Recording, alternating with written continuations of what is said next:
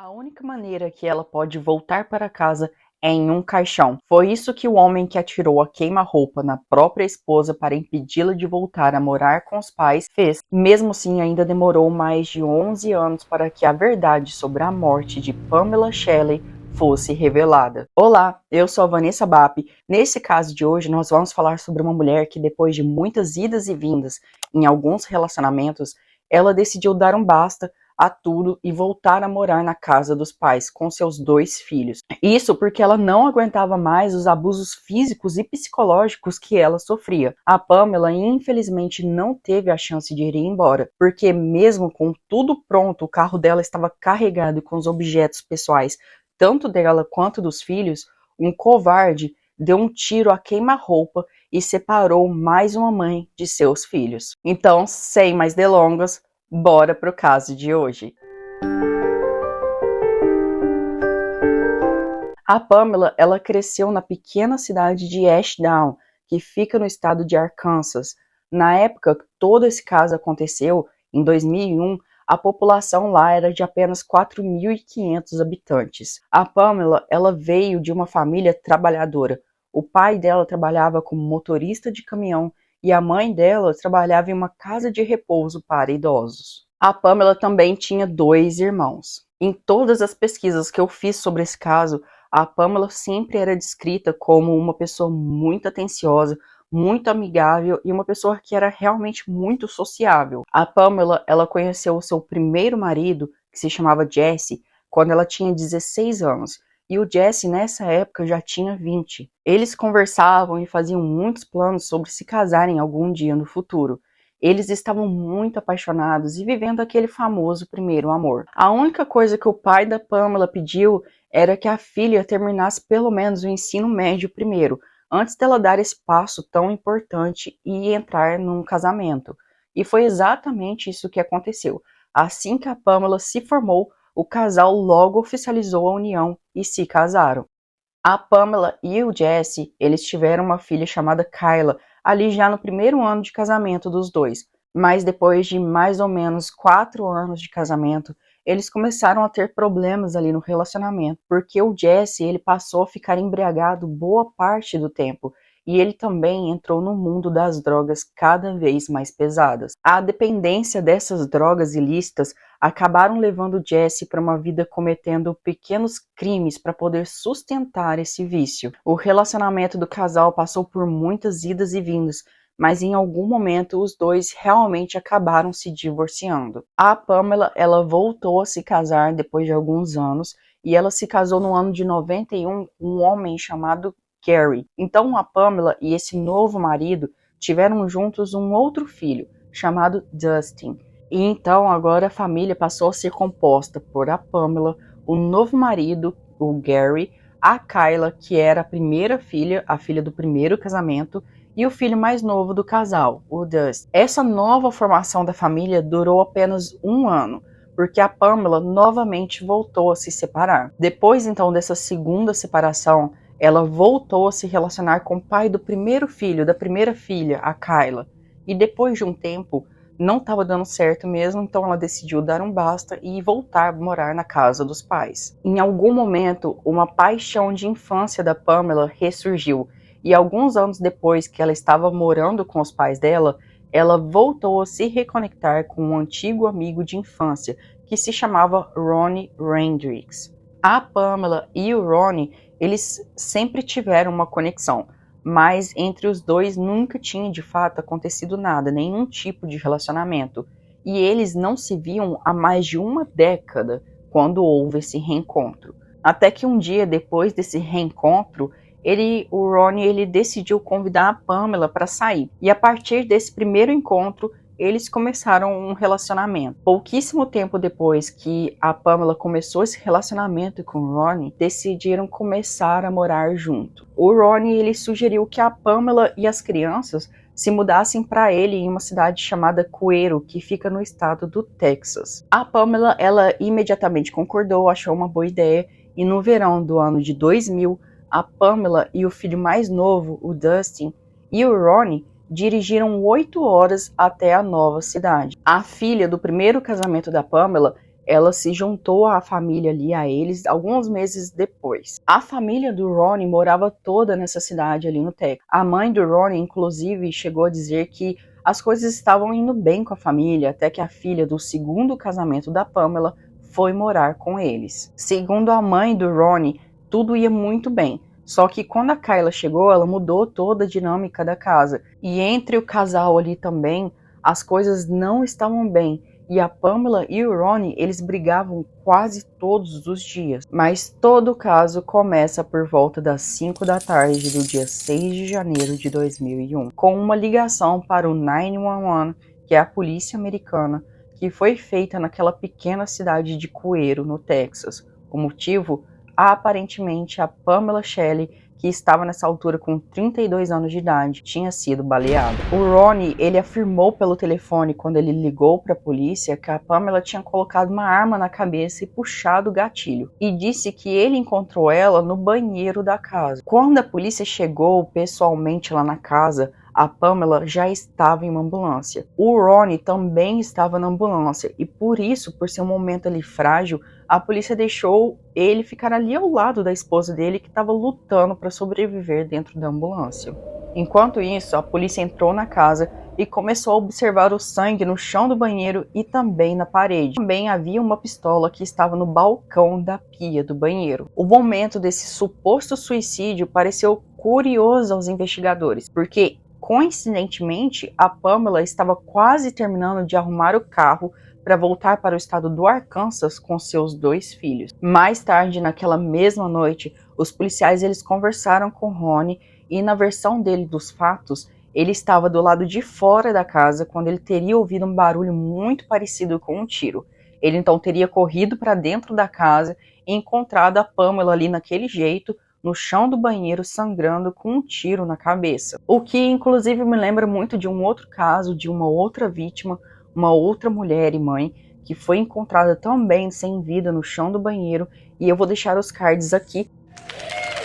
Voltando ao caso então, o Ronnie disse que protegeu a Kyla, que estava na época com 12 anos, e o Dustin com 9, porque ele não queria que as crianças saíssem ali do carro e entrassem na casa e encontrassem com aquela cena extremamente traumatizante da mãe deles. Agora, olha só, ele também disse para os investigadores do caso que a Pamela, ela estava muito deprimida porque ela estava sendo obrigada a voltar para o estado do Arkansas, porque o relacionamento dos dois ali não estava dando bem, não estava funcionando, então isso forçava ela a ter que voltar para a casa dos pais. Enquanto os investigadores e os policiais estavam ali conversando com o Ronnie no hospital, a Pamela foi declarada oficialmente com morte cerebral e foi retirada das máquinas de suporte à vida. O médico legista então posteriormente relatou que o ferimento de contato da Pamela era consistente com um ferimento auto-infligido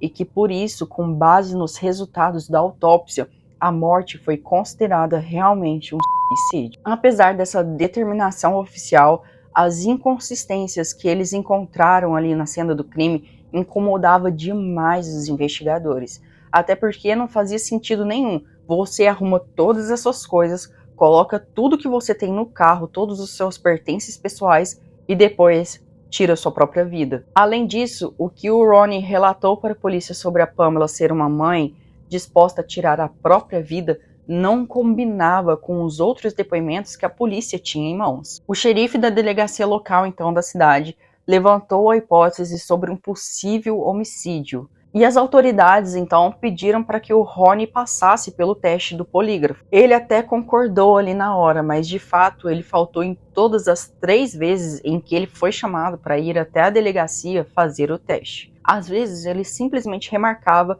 ou simplesmente não aparecia, até que chegou um momento que ele simplesmente desapareceu. E nisso o caso, infelizmente, parou no tempo, menos para a filha da Pamela, a Kyla, que disse que as perguntas sobre a morte da sua mãe ficavam a assombrando e que ela sentia que isso estava consumindo a sua própria vida. Mas o que a Kyla não sabia é que o caso da sua mãe também tinha ficado martelando na mente de um dos investigadores que tinha trabalhado nesse caso na época. E os anos, conforme foram se passando, esse investigador ele foi subindo na carreira profissional dele e no ano de 2008 ele pôde pressionar para que o caso fosse oficialmente reaberto. Mas para isso eles precisavam de provas concretas para poder novamente levar o caso adiante e descobrir o que realmente aconteceu naquele fatídico dia em 2001. Então, os investigadores da delegacia local começaram a pesquisar tudo o que eles podiam sobre o Ronnie, sobre quem ele era, tudo, absolutamente tudo sobre a vida dele. E não demorou muito para que eles descobrissem que o Ronnie tinha um passado extremamente violento e abusivo com várias mulheres. Gente, descobriram inclusive registros de agressões do Ronnie contra a própria Pamela. E inclusive uma dessas fotos que tem bem marcante, a Pamela tá com o olho muito roxo. Então agora, com esse registro de violência em mãos, os policiais eles conseguiram pedir a prisão preventiva do Ronnie. E foi aí que as autoridades aproveitaram que ele estava ali sob a tutela dos policiais e fizeram finalmente com que ele passasse pelo teste do polígrafo. Durante o teste, eles pediram para que o Ronnie contasse novamente tudo o que tinha acontecido ali no dia em que a Pamela supostamente teria tirado a sua própria vida. As inconsistências começaram a surgir e o polígrafo acabou revelando no final que o Ronnie estava sim mentindo. Os investigadores também foram novamente conversar com a filha da Pamela, a filha mais velha dela, porque apesar que ela tinha apenas 12 anos na época do acidente, ela já era capaz de falar sobre o relacionamento entre a Pamela e o Ronnie e explicar como que era ali o dia a dia da casa. E ela imediatamente começou a dizer que o Ronnie ele tinha um lado muito mau, especialmente quando ele bebia, e que ele não gostava dos filhos da Pamela. Com o relato dessa filha mais velha da Pamela, foi possível para os investigadores ali confirmar e montar realmente um caso que o padrasto realmente ele batia na mãe, além de ser verbalmente abusivo com todos ali na casa. E enquanto isso, a outra equipe de investigadores encostava o Ronnie contra a parede, afirmando que esse crime só poderia ter 3 hipóteses. A primeira, ela teria realmente atirado em si mesma. O segundo seria, tudo teria sido um acidente que aconteceu durante uma luta corporal pela arma. E o terceiro foi que ela foi friamente assassinada. O Ronnie, ele recusava a falar, ele não queria falar, não falou nada. O tempo inteiro ele ficava dando voltas e não chegava a lugar nenhum. Até que ele tirou aquela carta da manga do "eu só falo sobre a presença dos meus advogados". As autoridades ainda não tinham provas suficientes para prosseguir com a prisão do Ronnie, então acabou que o caso ficou parado por mais 4 anos, até o ano de 2012, quando os investigadores tiveram acesso a novas técnicas de DNA. Eles então enviaram a arma que tinha sido a arma do crime, que tirou a vida da Pamela, para ser testada quanto a um chamado DNA de toque, que é o que mostra quem manuseava a arma no momento em que o tiro foi disparado. E a análise revelou que não havia DNA nenhum na arma, o que sugeria para os investigadores que a arma foi limpa. E o que o resultado dessa análise revelou é que não havia DNA nenhum na arma, ou seja, isso sugeria que a arma tinha sido limpa depois que o tiro foi disparado. Mas como que era possível que a Pamela tivesse dado o tiro na própria cabeça dela, depois ela ter limpado a arma para retirar todas as digitais, e isso tudo ela teria feito antes de cair no chão quase sem vida? O médico legista então tinha motivos agora suficientes para mudar a causa da morte da Pamela de suicídio para indeterminado. Em agosto, ainda no ano de 2012, o investigador do caso, ele voltou ali no Arkansas e foi conversar com as pessoas que conheciam a Pamela ali, as pessoas que cresceram e que conviveram com ela durante a vida. E quando ele conversou com a mãe do Jesse, lembra do Jesse? Aquele que foi o primeiro marido da Pamela, o pai da filha mais velha do casal, que foi aquele primeiro marido da Pamela, o pai da filha mais velha dela. Então, o investigador descobriu que a Pamela e o Jesse estavam conversando pelo telefone de forma secreta. E que também, de forma secreta, eles planejavam retomar o relacionamento dos dois. Só que uma coisa aconteceu em uma dessas ligações secretas que a Pamela fazia para o Jesse. O Ronnie teria descoberto e chegou inclusive a pegar os dois no meio de uma dessas ligações onde supostamente o Ronnie chegou até tomar o celular da mão da Pamela e disse que a única maneira que a Pamela tinha de voltar para a casa dos pais era dentro de um caixão. É claro que os detetives foram questionar o Jesse e ele confirmou que essa conversa realmente aconteceu. Então, agora, o detetive, eles tinham conseguido estabelecer um motivo para o crime. Os investigadores finalmente tinham o que precisavam para levar esse caso agora para o grande júri.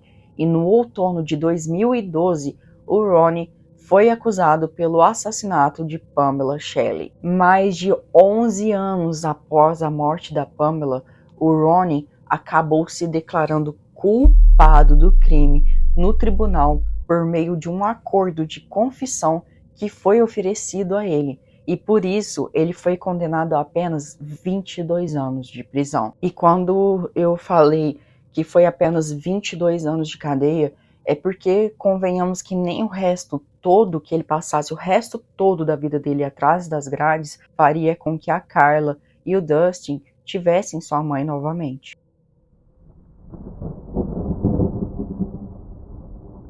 Muito obrigada por me assistir até aqui. Espero te encontrar logo logo em outro vídeo do canal. E tchau!